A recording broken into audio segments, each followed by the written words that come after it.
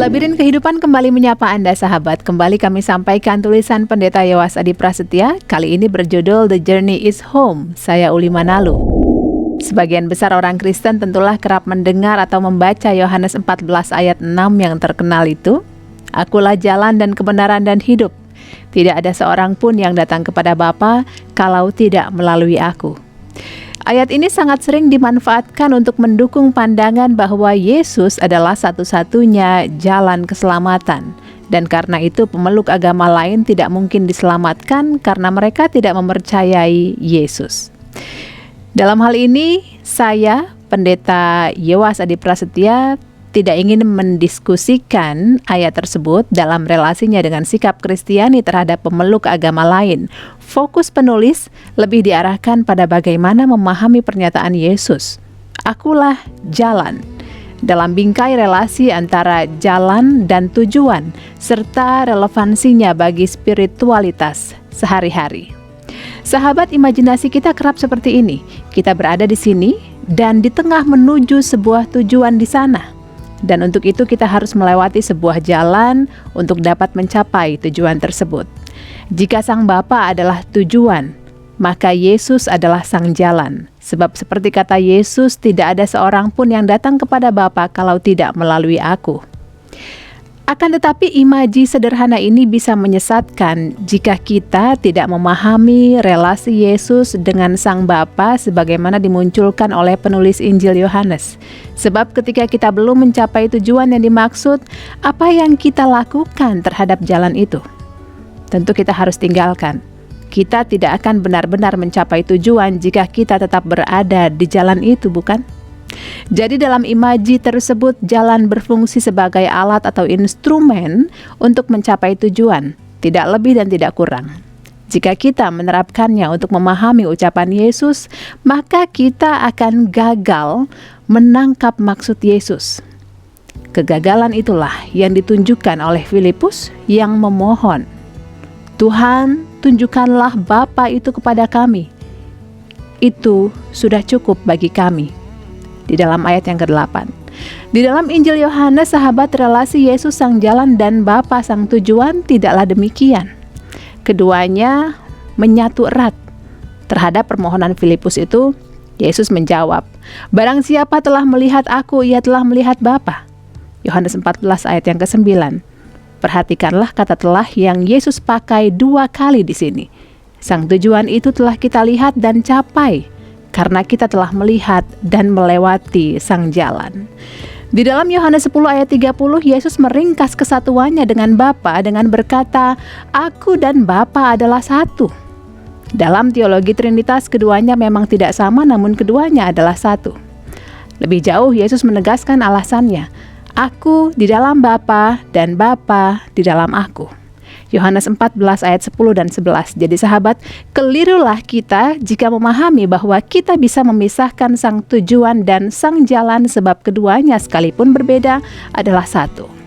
Sang Anak dan Sang Bapa di dalam persekutuan begitu erat dan tak terpisahkan. Kelirulah kita jika memahami Yesus Sang Jalan hanya secara instrumental. Sebab pada saat kita mulai melangkah dan melewati Sang Jalan, kita telah sampai pada Sang Tujuan. Di sini kita menemukan kunci untuk memahami ketegangan yang luar biasa di dalam kekristenan. Paulus menegaskan bahwa manusia memang tak mungkin menghampiri Allah. Ia berkata di dalam 1 Timotius 6 ayat 16, Dialah satu-satunya yang tidak takluk kepada maut, bersemayam dalam terang yang tak terhampiri. Seorang pun tak pernah melihat Dia dan memang manusia tidak dapat melihat Dia. Baginya lah hormat dan kuasa yang kekal. Amin. Jadi sahabat, memang tak mungkin kita menghampiri Allah Sang Bapa itu secara langsung. Namun di sisi lain, di dalam atau melalui Sang Anak atau Sang Jalan itu, ketidakmungkinan tadi menjadi mungkin. Kita mengalami Sang Bapa dengan cara mengalami Sang Anak. Kita mencapai Sang Tujuan dengan cara menjalani Sang Jalan. Kita beristirahat di dalam Sang Tujuan dengan cara melangkah di dalam Sang Jalan. Sahabat, Neil Morton pernah menulis sebuah buku yang luar biasa berjudul The Journey is Home.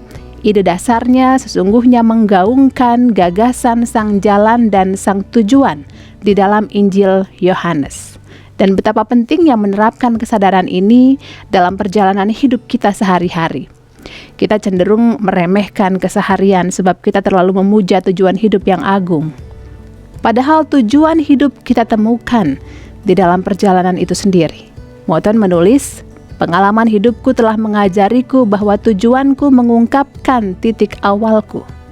Sekali ditempuh, seseorang dapat melihat bahwa tujuan itu telah ada di sana selama ini, bahkan sejak berada di awal.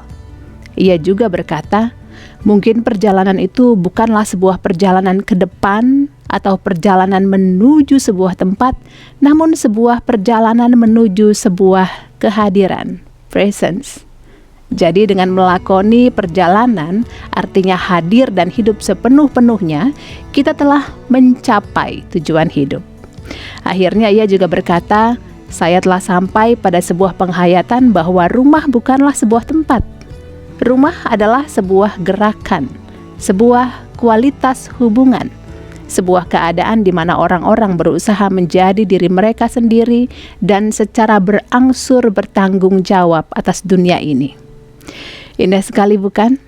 Sahabat, spiritualitas perjalanan hidup semacam ini pernah juga dikemukakan oleh seorang pujangga Jepang yang hidup lebih kurang 300 tahun silam yang bernama Matsui Baso. Ia berkata, setiap hari adalah sebuah perjalanan dan perjalanan itu sendiri adalah rumah. Pentingnya perjalanan dan penemuan tujuan di dalam perjalanan diilustrasikan dengan sangat apik juga oleh Henry Van Dyck dalam kisah pendeknya yang berjudul The Story of the Other Wise Man tentang seorang majus keempat bernama Artaban dengan asumsi bahwa ada 3 orang majus lainnya. Artaban tertinggal dari ketiga temannya dalam perjalanan mereka menemui bayi Yesus, sahabat. Artaban tertinggal karena di dalam perjalanan ia menolong seseorang yang sekarat. Setelah itu, ia masih diperhadapkan oleh banyak orang yang membutuhkan pertolongannya dan ia melakukannya hingga akhirnya ia sampai ke Bethlehem dengan sangat terlambat. Yesus dan kedua orang tuanya sudah mengungsi ke Mesir. Ia pun menyusul ke Mesir dan terus mencari selama 33 tahun. Artaban akhirnya sampai ke Yerusalem tepat pada saat Yesus akan disalib. Dan tinggal satu hadiah yang masih disimpannya untuk dipersembahkan kepada Yesus. Sekalipun akhirnya ia merelakannya untuk membebaskan seorang perempuan muda dari perbudakan. Menjelang perjumpaannya dengan Yesus, sahabat, setelah sekian puluh tahun, Artaban mengalami kecelakaan di bait Allah karena tertimpa atap yang runtuh. Ia pun sekarat dan gagal berjumpa dengan dia yang dicarinya. Namun dalam keadaan sekarat, tiba-tiba sebuah suara berkata kepadanya, "Aku berkata kepadamu, sesungguhnya segala sesuatu yang kamu lakukan untuk salah seorang dari saudaraku yang paling hina ini, kamu telah melakukannya untuk aku." Matius 25 ayat yang ke-40. Dan Artaban pun mati setelah menemukan Yesus di dalam wajah sesama yang ditolongnya. Sahabat, the journey is home. Indeed. Terima kasih Anda sudah meluangkan waktu Anda bersama kami dalam Labirin Kehidupan. Bagi Anda yang membutuhkan naskah cetak lengkap, silakan menghubungi BPK Gunung Mulia. Sampai jumpa.